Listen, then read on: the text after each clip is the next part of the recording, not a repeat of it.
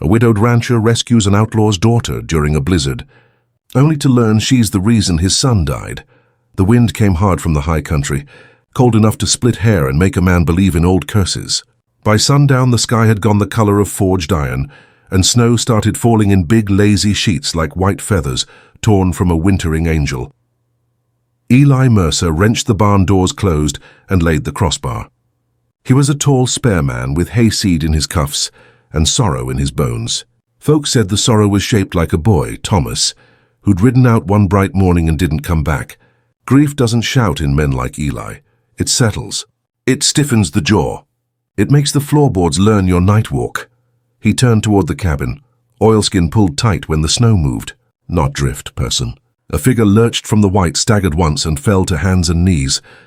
Eli's hand went to the shotgun propped by the door. The figure looked up, young cheeks cracked red, hat rim-iced, breath coming in startled clouds. "Help," she said, voice ragged. "Please." Eli didn't lower the gun. "Stand." She tried and mostly failed. A dark bloom spread under her coat sleeve. Blood.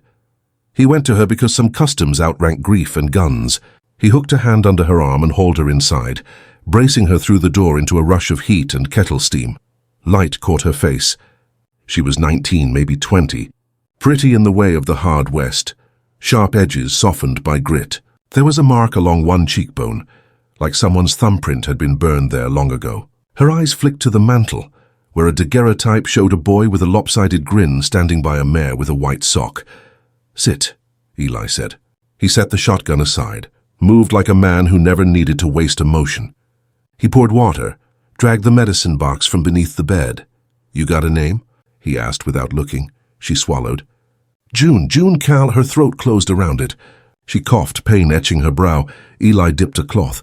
He was gentle by habit, rough by intention. "June what?" She watched him with a strange mix. Fear and relief, like a locked door had cracked open, and finally let her inside. "Calhoun," she said, and it was like dropping a stone down a well. The cloth paused in his hand. The kettle hissed. The wind shouldered the cabin wall. "Calhoun," he said softly.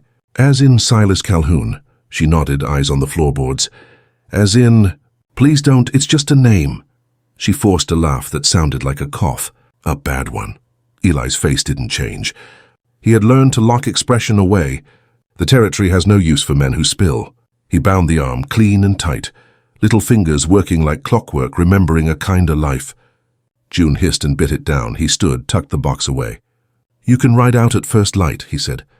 "Storm'll pen you tonight." He stoked the fire, added a split stick that glowed like a promise. The flame clicked, small bright things popping inside the log. June watched those sparks as if they were stars. "Thank you," she whispered. "I'll work for the food." He shrugged. "Then wash up." Supper's beans and bread. A man and a woman could do worse. They ate with the great quiet of winter pinning the roof. Eli asked nothing, which is a kind of kindness. June told nothing, which is a kind of fear. Later, when the wind lifted and slammed and poured at the door like a thing hungry to come inside, June flinched, and he noticed. "You running from the storm," he said, "or from men in it?" "Both," her eyes said. Her mouth said, "From what my name buys." He set bedroll by the hearth and took the chair. He'd slept in chairs since the boy died. That chair doesn't let you forget. In the thin hours, the wind found its mean whistle, and June dreamed of a stage stop burnt black, of a pale boy with a grin who told her to duck when the pistol lifted. She woke with a hand over her mouth to keep from crying out. Eli's eyes were open in the chair. "Horses'll need water in the morning," he said, quiet as a prayer. "Yes, sir," she nodded. Morning came as a grey bruise. Drifts shouldered the porch, and the corral rails wore white caps like Sunday deacons. The pump's handle burned the palm with iron cold. June worked without complaint, her breath pluming. Eli watched from the step. She moved like she knew barns and stoves and when to hush. That counted with him. Inside, she mended a strap, then a shirt. Her stitches were small and stubborn. Eli cooked and they ate, and time walked around them like a wolf at the fence. "Why'd you come here?" he asked finally, eyes on his tin plate. June's fingers pressed the seam flat. "The world's wide," she said. "The storm's wider." "That ain't an answer," she swallowed.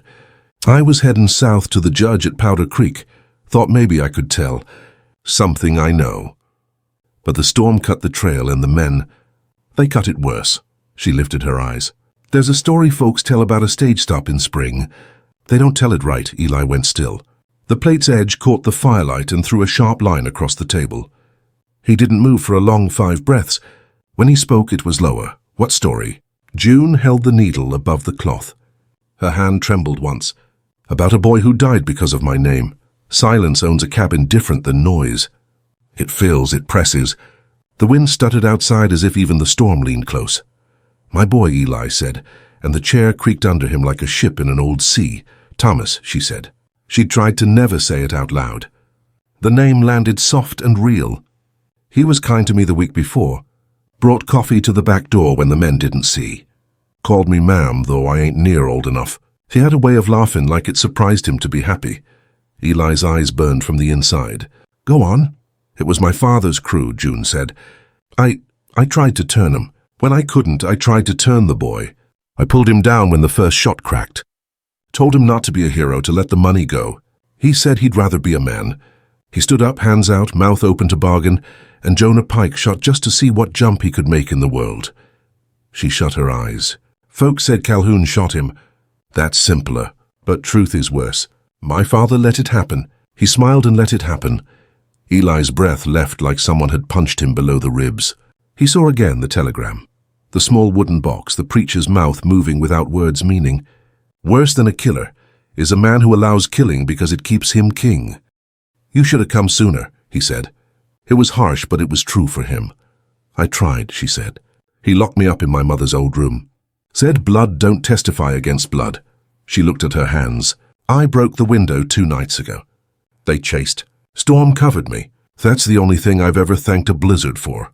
Eli stood. He moved to the mantel, lifted the daguerreotype, traced the edge of his boy's shoulder with a thumb. Truth don't return the dead, he said. It only rattles the chain he's tied to in your mind. June nodded once, a motion like a bow to an altar. Boots crunched on the porch, both heads turned. 3 shapes ghosted in the window frost. A star glint, a badge. Eli's body moved before his mind. He set the picture down, took up the shotgun and stepped to the door. When he opened, wind threw needles of snow across the sill. Deputy Lyle Hargis stood there with 2 men behind. He had cheeks red from whiskey or weather, and a smile that asked for trouble. Mercer, Hargis said, we're shelter-looking, and fugitive-looking. You got both? Eli's eyes were flat. I got coffee. That'll do. Hargis pushed in, uninvited in the way of men who think badges open all doors. The others followed, stamping and blowing like tired cattle. Snow shook from their hats, jeweled the floor where it melted. Hargis's eyes slid to June and sharpened. Well now, if that ain't a snowbird we've been hunting. June Calhoun. He rolled the last name like a curse. You're a hard woman to follow when the Lord himself's erasing your tracks. June's face emptied. Her hands folded calm in her lap because fear can be taught manners. Hargis turned to Eli. You know who you're keeping? Eli said nothing.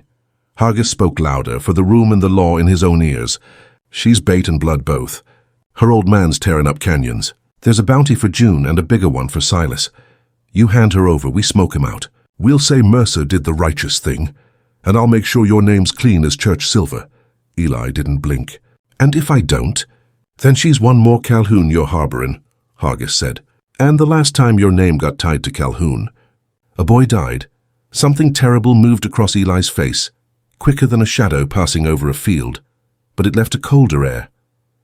My boy died because a small man fired a big gun for fun, Eli said. And because another man didn't stop him, Hargis sniffed. I ain't the confessional, Mercer. I'm the law. You've got 2 minutes to hand her over. June stood. I'll go, she said, voice steady. I'm tired of men deciding what my life costs. No, Eli said, and surprised himself with it. Hargis grinned. Ain't that something? You gonna shoot the badge, Eli? I'm gonna make my own choice, Eli said. The cabin breathed with them. The wind leaned in to hear. Eli moved slow, set the shotgun down, lifted his coat from the peg. We're leaving, he said to June. Now. Hargis laughed. Into that? You'll freeze or you'll get found. Gives me a warmer story if I bring you in. Makes me sound merciful. Eli stepped close enough that Hargis could smell wood smoke and old grief. I don't care how you sound, he said. I care how I live when the house goes quiet. He took June's elbow, firmer than kindness, softer than fear, and shouldered the door open. The world outside was white and loud. They plunged into it, two shapes swallowed by miles of falling sky. The storm became the whole frontier. Snow bit their faces. The wind shoved like a big brother who wanted you small. The river was a dark ribbon under ice. The cottonwoods bent like old women in prayer. Eli kept them to the draws and fence lines, reading the land like a book he'd learned before the world turned mean. June kept pace gamely until her leg said it was made of glass. She hissed when the wound tore a little. Eli slowed and didn't show it. Behind, the posse tried and failed. Tracks vanished as fast as they made them. Men cursed, gear clanked. A horse screamed when ice broke, and the river taught it a cold lesson. By dusk, Eli and June found a line shack, 4 walls and a roof, which in that weather was more than a castle. Inside smelled of mouse and old smoke. Eli kicked the door brace, checked corners, then made fire with the competence of a man who'd love a thing just for doing it right. June's hands shook as she held them to the heat. "Oh, you shouldn't have risked it," she said. "They'll lay it at your feet. Harboring me. Define them." Eli set coffee to boil. "I ain't much for men who like easy stories more than true ones," he said. "Your boy," she whispered. "Thomas, he wasn't brave like a man with a flag. He was brave like somebody bringing bread to a girl nobody would look in the eye." Tears burned and embarrassed her. "I wanted to tell you gentler. There ain't a gentle way for truth to touch a wound," Eli said. He handed her tin cup. "There's only the right way." They slept, one ear open, one hand near iron. Near midnight, horses breathed outside. A low whistle cut the dark. It was a mean, familiar sound. Eli's jaw set. "Not Hargis," June breathed. He whistled staccato. "That one's your father," Eli finished. The door pushed in. Cold wedged around boots and gunmetal. Silas Calhoun stepped out of the snow, the way a nightmare steps out of a child's sleep, smiling like it enjoys the fear. He was handsome still, edges nicked by time, pride polished to a shine you could see in bad light. "Girl," he said, "you run lively for a sparrow." "I taught you better." June stood so straight the world might have hung from her spine. "You taught me nothing but how not to be you." Silas's eyes moved to Eli, took the measure in a heartbeat. "Mercer," he said, "condolences on the boy." It was sincere the way a snake is sincere about being a snake. Eli didn't lift the gun yet. He had a farmer's patience and a father's minefield heart. "You came for your daughter," he said. "I came for my name," Silas said. "She's dragging it through the mud to a courthouse. I can't favor that." June's chin lifted. "Truth ain't mud. It is when it dries and cracks your skin," Silas said. His smile went thin. "Come now, June, home. I'll forgive the run. Your blood." "If blood was enough," she said, "Mama would have stayed. You broke her with your pride and called it providence." He flicked the pistol a fraction. It was small and neat like a liar's promise. "I'm walking out with you," he said, "or I'm walking out over him." The barrel nodded at Eli as if it knew its job. Eli finally lifted the shotgun. The line shack squeezed small around all that metal. "I ain't much interested in dying," he said. "But I ain't much interested in letting the living be taken by a man who smiles at coffins." Silas's eyes narrowed. "You think you're righteous. I think you're lonely. Both can be true," Eli said. He met June's eyes. "If this comes to iron, you drop when I say." She nodded. Her throat worked. "I'm done dropping," she whispered, but he understood what she meant. Silas shifted. Snow hissed as if the cold itself inhaled. He was quick. That's why he'd lived this long. He snapped the pistol up. Eli already knew that move. The shotgun roared once. Silas jerked back, shoulder torn. Pistol misfired a bright flower that scorched the jam. June flinched but didn't scream.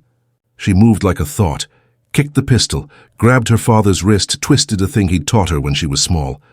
He grunted and swung left-handed, but Eli was there, the heavy barrel cracking the gun from his grip. They stood breathing hard. The shack smelled of powder and old rot, and something newly hopeful. Silas stared at June, not with anger now, but with a stunned, almost fathered look he'd probably never worn clean in his life. The wind pressed harder, hungry for the heat of their bodies. "Put it in the book, old man," June said to him, voice steady as fence posts. "Your girl chose the truth over your name." He laughed once, not kindly, not unkindly. "You ain't my girl," he said softly, and there was the wound, bright and ugly. "You never were. You were your mother's.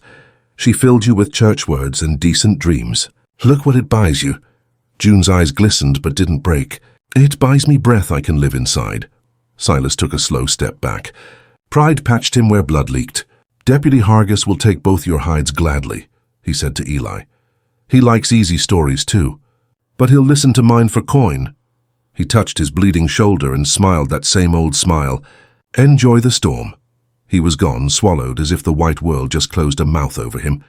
Eli shut the door and leaned his forehead against the cool wood. His hands shook.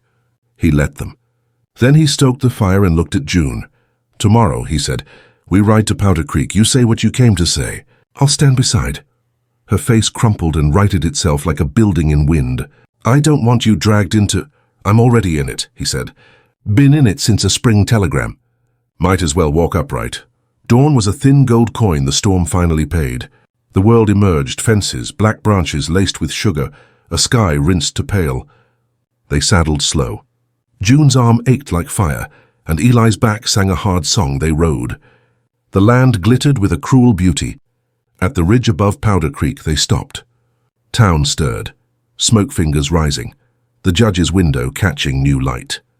On the road behind, riders, Hargis and 2 men, pushed through crusted drifts, faces set like stone. Eli felt June tense. Mercer. Hargis called across the cold distance. Calhoun went past us yester evening, bleeding and laughing. He told a story I liked just fine. You harboring his girl and shot him for sport? Eli's mouth went thin. He tried to take her, he called back. We said no. Hargis scowled like a man who'd been given arithmetic. Hand her over! His voice was a crack in the clean morning. June nudged her horse forward a pace. Deputy, she said, and though her voice wasn't loud, it carried. You want a story that clears the ledger? Here it is. Jonah Pike killed Thomas Mercer for a laugh. My father watched. I tried to stop it. I'll say it again before the judge, and if you care about law more than your own headline, you'll see that done. The men behind Hargis looked at him in a way that made him feel his clothes had gone see-through. Lawmen like to be liked. They like less to be seen as small. Hargis spat into the snow, which swallowed it whole. You walk in alone, girl. Mercer stays put.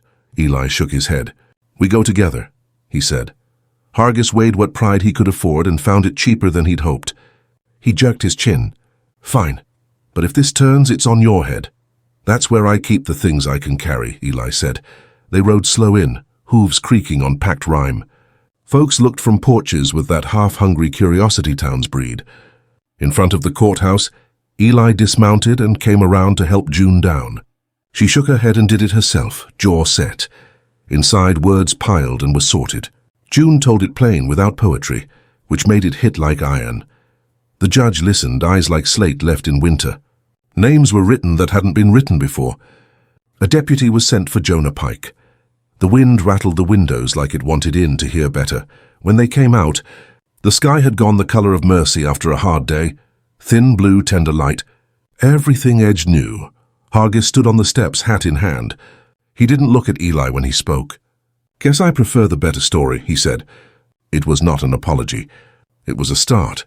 June stood beside Eli, coat pulled tight, hair buried in the collar. She looked smaller and taller all at once. I ain't got a place, she said, not complaining, just stating the fact like a windmill states the wind. Eli watched a dog run a boy down the street and knock his knees for fun. He saw the curve of the river and a sky that remembered how to be kind. He let out a breath he'd been holding since spring. I got a barn says different, he said, and a house with a chair I ain't sat right in for months.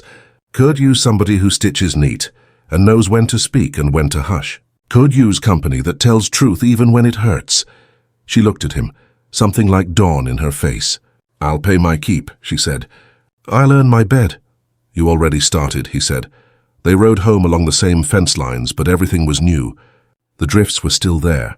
The cold still sharp enough to make a man curse under his breath. But the world had shifted half a tooth in its gear, and that was enough for hope to catch. At the rise above Eli's place they looked down. Smoke wrote a soft word into the sky. The barn waited, red-brown against white like a warm heart under a ribcage. You think the dead forgive us for turning toward the sun? Eli asked, voice near music. June's eyes went bright. I think they push us toward it, she said. Else what's the point of them watching? He nodded. He touched the brim of his hat toward a sky he figured was watching. Then he clucked to the horse, and together they rode down into the life that had waited through the storm, ready to be lived. If this story touched your heart, friend, hit like, share it with someone who believes in second chances, and tell me in the comments, what would you have done in Eli's boots that night the wind came calling? Subscribe for more Wild West tales, where the hardest trails lead home.